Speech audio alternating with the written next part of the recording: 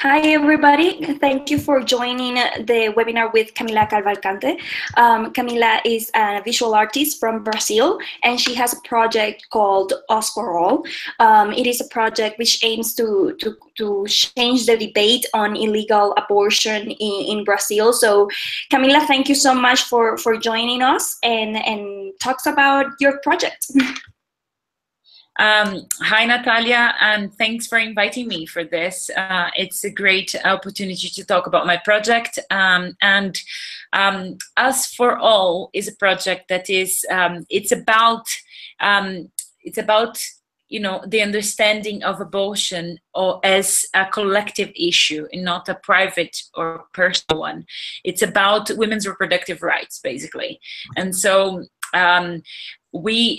it's actually, of course, I have done the project in Brazil, but it's a problem that affects many other countries, including the US and the UK. I live in the UK at the moment, and abortion in the UK is legal, but not in Northern Ireland. In Northern Ireland, abortion is only legal if it endangers the mother's life. So it's illegal even in cases of rape and incest, for instance, or all other cases. It's illegal as well. In the Republic of Ireland is the same thing as well. Abortion is still illegal. It's only legal in cases of if it endangers the mother's life as well. And as you know, in the US, there are many states that are starting to challenge the abortion laws that exist at the moment. And of course, President Trump winning didn't help because he's pro-life. I don't even like calling it like that because I don't think it's about life or not. But anyways, this is a project that talks about, that aims to debate, to open up this debate so that we can help to break the stereotypes that are associated with these women that make abortions, and that we understand this as a collective issue, basically. Can you explain to us a little bit further why do you think that abortion is treated as a personal issue instead of a collective one, and why the narrative needs to change? Well, this, in my opinion, this is our heritage, not just our colonial heritage, but also it's very much associated with religion, unfortunately, and with religion, and with the fact that in many countries, because of our patriarchy society, patriarchal society, we want to cut off or to limit women's sexuality. So I think that at the end of the day, if you were to squeeze why are the reasons, whether because of religion or not, at the end of the day, that what it comes from. It has a lot to do with restricting women's sexuality, and because, as you know, there isn't a single law anywhere that would do a similar thing to a man. It only happens to a woman. And so we don't, society, patriarchal society, don't see women as a political subject, and not just a political subject, but as a political being. And so, if that's the case, we are supposed to just do whatever we are told. And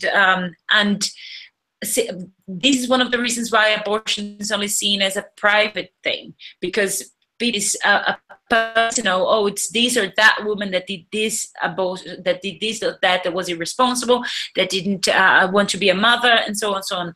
But of course, it's a lot deeper than that. It's the heritage of our patriarchal society, and of not seeing women as subjects that we are supposed to be. In Latin America, we have Catholicism and it's very a strong influence from the Catholic Church. In Brazil, is the Catholicism one of the causes that creates or influences more strict laws against, abortion? Oh, well, it is all over the world. Whatever big religions, in a way or another, they try to restrict that. And so, you know, like I said, in Ireland, that is the reason why these laws haven't been changed, is because the politicians that are very much that really want to keep these laws, they are political parties that are associated with religion. And it's the same deal. Brazil is dominated by politicians that are also owners of churches, and either owners or they are priests of some evangelical churches. And I'm not saying that everybody that believes in a religion has this opinion. On the contrary, I know plenty of people that do see women as fight against that within their own religion, but which I think is a very, very, very admirable. But it is a big, big problem, because in Brazil and in many other countries, when politician and religion they walk hand in hand, then we do things that were not supposed to be associated with religion, like women's reproductive rights. It shouldn't be in the hands of people that make religion decisions. So what about those that don't believe in God, for instance? Because for Catholicism, they believe in life since conception, meaning that even the day after pill is already an abortion in their mind, because a bunch of cells already started to divide. Therefore, it's in their mind is already an abortion. So, but what about those that don't believe in God, or those that don't have those religion? Life, the idea of life, is a subjective one, because like until 3 months old, you don't have a nervous system. Therefore, you don't have an actual being over there. It's just cells, like hair or like any other thing. But of course, people that are very religious, they don't think like this, and I very much respect their opinions. But I don't want their opinions to be defining what I can or cannot do with my body. That's the biggest difference. There is a notion that women do not have control over their bodies, not only in Latin America, but there are several other continents where women are still fighting to be heard and to be seen as equal to men. In that sense, do you think that the perception of women that recur to abortion is wrong? I mean, in terms of the general perception is that people that do not have financial resources are the ones that go to have an illegal abortion because they cannot maintain or cannot give food and supplies to their children. However, during your research, have you found that that's true, or that that's completely wrong, that perception is wrong? Well, it's wrong in the sense that women will do abortion for a million reasons. It's not just because of financial issues. That's not the only reason, because if that was the case, of course, women wouldn't do abortion in countries in which they would have the financial support, to help them throughout. But I believe that women have the right to decide if and when they would like to be a mother, because we associate the feminine gender with like the ultimate goal is the biological goal is for you to become a mother, and that is not right. Like, every woman should have if and when they'd like to be a mother. And so, yes, it is true that some women would make the decision of having an abortion because they have financial difficulties, but that's definitely not the only reason why they do that. They do that because they feel that they should their own bodies, and the woman is the only one that actually has to go through with that.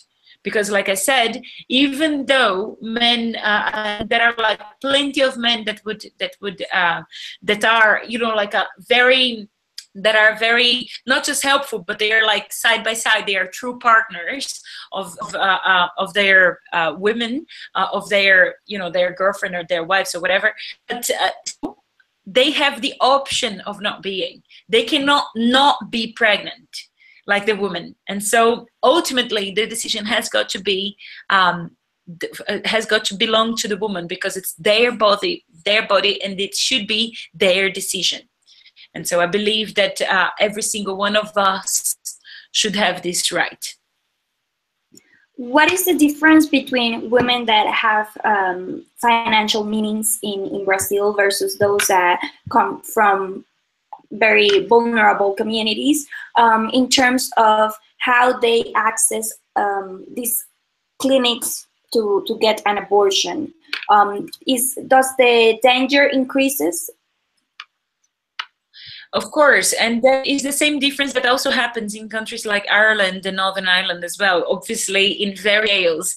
But basically what happens is that the women that have the financial means, which not by chance, they are white and highly educated, they are the ones who can look for clinics that are safe and that will give you abortion, because it's a very quick procedure and they won't have physical consequences of that procedure. Okay. However, those who don't have that financial means, they're the ones who suffer the most, because it's not, they can, first of all, in most cases they cannot pay for anyone. If they can pay, they would do it with fake dog people who would have no hygiene and would give you an infection, or that would leave them with consequences, like they're true butchers that would give them consequences for their lives. But also those that there are some women that cannot even pay for those, and they would try to do something themselves, and they would have they too would have consequences for the rest of their lives. They would not just in Brazil but also in other countries. In Northern Ireland or in Ireland, those that they can come to the UK, to mainland in the UK, to England or Scotland or Wales, and have their abortion. But what about those that cannot do that? They have to go through, you know, like trying to buy a pill illegally, and anyways, like and all the consequences that would have over that. There are plenty of cases that went to the media as of women that tried to do an illegal abortion because they didn't have the means to do it in the rest of the UK. And it's the same in America as well. There are plenty of women that actually, because it's not something that they can access easily in every single state, there are plenty of women who will do something to themselves because they cannot access safe legal abortion in the US. So it is a big problem, and it's not by chance that it's a problem that, especially in Brazil, affects mainly black women and women of color and poor women. And by that I don't mean that abortion at all, because abortions are made by women, black women, minority women, Native Indians, white, mixed race, rich, poor, whatever background. They will do it and they will find a way to do it. The difference between white rich women and the poor women of color that are in a favela in Brazil is that one won't have any physical consequence of that. They can do it very safely and very clean, with lots of hygiene, with real doctors, and the other with like a butcher that would leave them consequences for the rest of their lives. Sometimes they cannot even have babies afterwards. Sometimes they will die, unfortunately.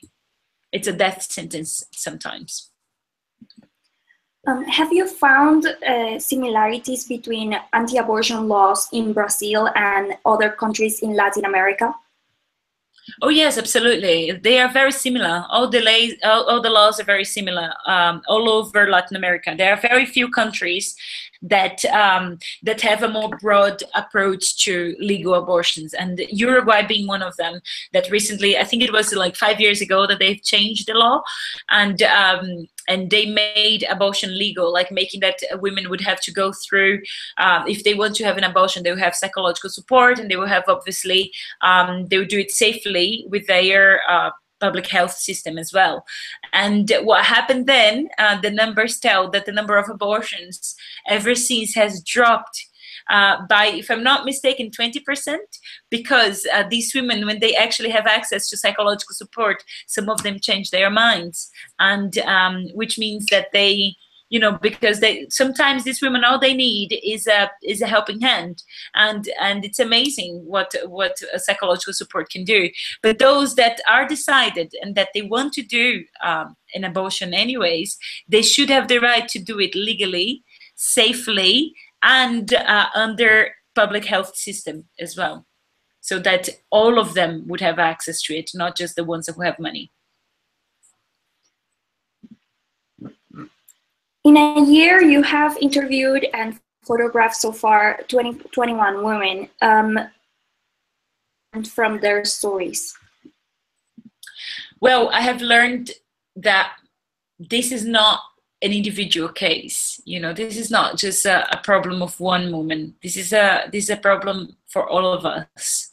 This is an issue that affects all of us. And so this is why I've done this project, because I want to amplify this debate. I want to stop, to break the stereotypes that are associated with these women, because these are not women that use abortion as a contraceptive. These are women these are women that, and I'm not talking just about this 21. I haven't met any that abortion easily. It's not easy for anyone, but if they decide to do it, they have to do it safely. And so unfortunately, the story repeats itself. You know, like it's about there are like plenty of men that don't have any responsibility, don't take responsibility, and plenty of women that are victims of you know, a lot of things, including rape, including abuse that they cannot name it necessarily, and including rape from their partners, for instance, or even if it is in a relationship and they don't have, they just, there are plenty of women that also just cannot have that particular baby. And so these are stories that repeat themselves, and what's in common to all of them is that this is not easy for any of them, no matter what instance they would fall into. And also the fact that they know what to do with their own bodies, and they are willing to do something that in countries like Brazil is illegal, because they want to be on top of their own decisions, which obviously I'm behind that, and I think that all the women should have the right to do that. With your project, Us for All, you already have launched a crowdfunding campaign. Can you explain to us why did you record to this method? Well, I have photographed 21 women already, and I've done that with my own funding. But when I returned to the UK, I realized that this is a project that really needs to go on, because we need to talk about it. Like, we need to talk about this, like, for real. We do need to talk about this, because this keeps being a taboo. And even within feminist communities and feminist movement, this is a topic that people don't like to talk about, because again, we see this as an issue that's personal, not a collective issue.